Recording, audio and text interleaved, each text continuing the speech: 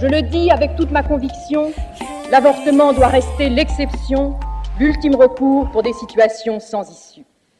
Alors pourquoi, et ce sera ma deuxième question, avoir fait le choix de dissocier le pacte de la famille? Une famille, mesdames et messieurs les députés, ce n'est pas simplement deux individus qui contractent pour organiser leur vie commune. C'est bien plus que cela. C'est l'articulation et l'institutionnalisation de la différence des sexes. C'est la construction des rapports entre les générations, celles qui nous précèdent et celles qui vont nous suivre. La famille, c'est aussi la promesse, la venue de l'enfant, et celui-ci, justement, nous inscrit dans une histoire qui n'a pas commencé avec nous et qui ne se terminera pas avec nous. En revanche, le pacte civil de solidarité est un contrat qui concerne deux personnes qui vivent ensemble sans être mariées. Il a pour objet l'organisation de leur vie commune. Nous reconnaissons, sans discrimination aucune, une même valeur à l'engagement de ces deux personnes, qu'elles soient hétérosexuelles, homosexuelles ou qu'elles n'aient d'ailleurs pas de lien charnel entre elles. Il fallait donc trouver une formule qui permettent d'exprimer cet engagement et de le gratifier de nouveaux droits. Mais il fallait aussi bien marquer qu'au regard de l'enfant, couples homosexuels et hétérosexuels sont dans des situations différentes. Je le dis ici devant vous, mesdames et messieurs les députés, la non-discrimination n'est pas l'indifférenciation.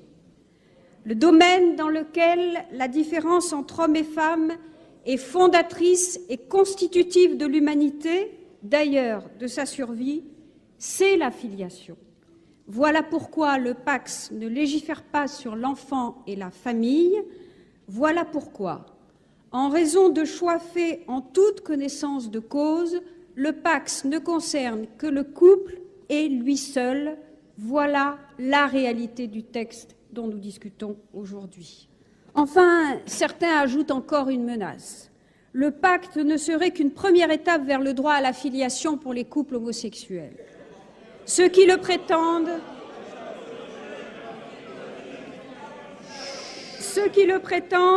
sont libres d'exprimer leur opinion personnelle, ils n'engagent qu'eux-mêmes. Le gouvernement a voulu, je l'ai dit, et c'est un choix réfléchi et déterminé, que le pacte ne concerne pas la famille. Comment alors pourrait-il avoir un effet sur la filiation? Sur ce sujet, je veux être parfaitement claire. Je reconnais totalement le droit de toute personne à avoir la vie sexuelle de son choix.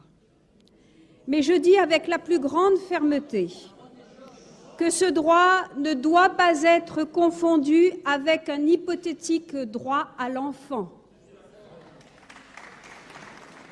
Un couple, qu'il soit hétérosexuel ou homosexuel, n'a pas de droit à avoir un enfant en dehors de la procréation naturelle, bien entendu, qui, elle, implique nécessairement un homme et une femme. Les lois récentes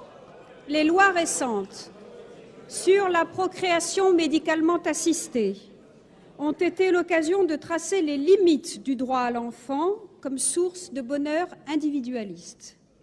Elles ont clairement indiqué, et je partage ce point de vue, que les procréations médicalement assistées ont pour but de remédier à l'infertilité pathologique d'un couple composé d'un homme et d'une femme. Elles n'ont pas pour but de permettre des procréations de convenance sur la base d'un hypothétique droit à l'enfant.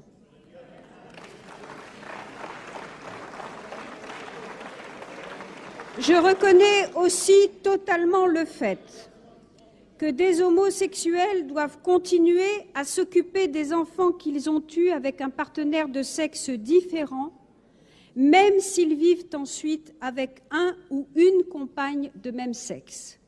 En disant cela, j'affirme que la paternité ou la maternité confèrent des obligations qui ne peuvent pas cesser. Mais une chose est de maintenir un lien de parenté déjà constitué entre parents et enfants.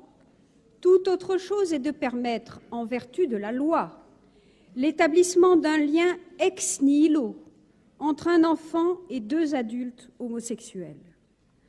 Dans le premier cas, celui de la parenté constituée par la procréation naturelle, il s'agit d'une solution conforme à l'intérêt de l'enfant qui a le droit de conserver son père et sa mère lorsque ses parents se séparent et quels que soient les motifs de cette séparation ou de l'orientation sexuelle postérieure des adultes. Dans le second cas, il s'agirait de créer de toutes pièces, par le droit, une mauvaise solution. Pourquoi l'adoption par un couple homosexuel serait-elle une mauvaise solution? Parce que le droit, lorsqu'il crée des filiations artificielles, ne peut, mesdames et messieurs les députés, ni ignorer, ni abolir la différence entre les sexes. Cette différence est constitutive de l'identité de l'enfant et du sens de cette identité. Qu'est-ce que ça signifie pour moi d'être un homme, d'être une femme? Je soutiens, comme de nombreux psychanalystes et psychiatres, qu'un enfant a besoin pour sa structuration psychique, sociale et relationnelle d'avoir face à lui, pendant sa croissance, un modèle de l'altérité sexuelle, un référent homme et un référent femme. Un enfant adopté, déjà privé de sa famille d'origine, a d'autant plus besoin de stabilité que l'on crée pour lui, en vertu de la loi, une difficulté supplémentaire liée à son milieu d'adoption. Mon refus de l'adoption pour des couples homosexuels, vous l'avez compris, mesdames et messieurs les députés, est fondé sur l'intérêt de l'enfant, sur son droit à avoir un milieu familial où il puisse structurer son identité et épanouir sa personnalité. C'est ce point de vue que je prends en considération et non le point de vue des couples, qu'ils soient homosexuels ou hétérosexuels. Je n'ignore pas les procès d'intention non plus sur un éventuel après de cette proposition de loi qui préparerait des évolutions plus fondamentales de notre droit. Ce texte, a-t-on pu lire ici ou là, serait une valise à double fond. Je voudrais dire ici que je m'élève avec la plus grande énergie contre de telles insinuations.